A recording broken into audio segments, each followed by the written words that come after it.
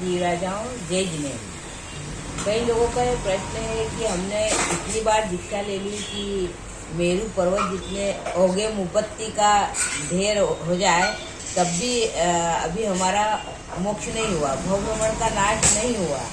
तो उसका कारण क्या है? दीक्षा अगर आत्मज्ञान होने के बाद ली जाती है तो वह दीक्षा हमें मोक्ष का कारण बन सकती है। लेकिन यदि आत्मज्ञान के बिना जो दीक्षा ली जाती है या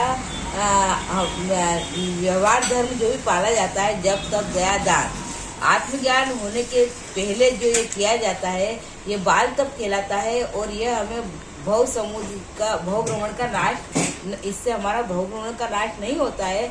हमारे लौकिक सुख बढ़ सकते हैं हमारे, लेकिन आध्यात्मिक उन्नति के लिए हमें आत्मा का ज्ञान होना जरूरी है। धर्म में हम दो भेद करते हैं, एक निश्चय धर्म और एक व्यवहार धर्म। निश्चय धर्म में आत्मज्ञान होना और सम्यक दर्शन ज्ञान चारित्र की प्राप्ति वो निश्चय धर्म होगा, और जब तब दया दान आदि ये व्यवहार धर्म होंगे। तो निश्चय धर्म के बिना व्यवहार धर्म बिना एक के लगी हुई शून्य के समान होता है। जो संसार के सुख तो कुछ समय तक के लिए रहते हैं, लेकिन वो क्षणिक सुख रहते हैं, और निश्चय धर्म से जो सुख होता है वो शाश्वत सुख होता है, जिस सुख के आने के बाद कभी दुख आता ही नहीं है। उदाहरण के लिए हम 1 या 2 लाख का दान भी करके आ जाते हैं, या आज 1 उपवास कर लिया, 2 उपवास कर लिया, मांस खमण भी कर लिया, और उसके बावजूद भी अगर किसी ने गुस्सा करके कषाय कर दी और राग द्वेष नहीं गए तो वो कर्म बंधन रुकते नहीं है।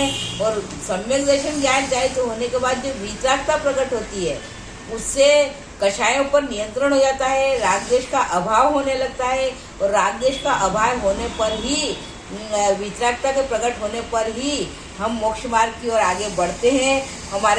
फिर हमारे नए कर्म बंधन होना रुक जाते हैं। जब मैं शुद्धात्मा हूँ, ये देह मेरा नहीं है, राग द्वेष मेरे नहीं है, मैं वितरागी हूँ, मैं परमात्मा हूँ, ऐसा अपने आत्मा के गुण देखेंगे, दूसरे को निर्दोष देखेंगे, अन्य को भी शुद्धात्मा देखेंगे।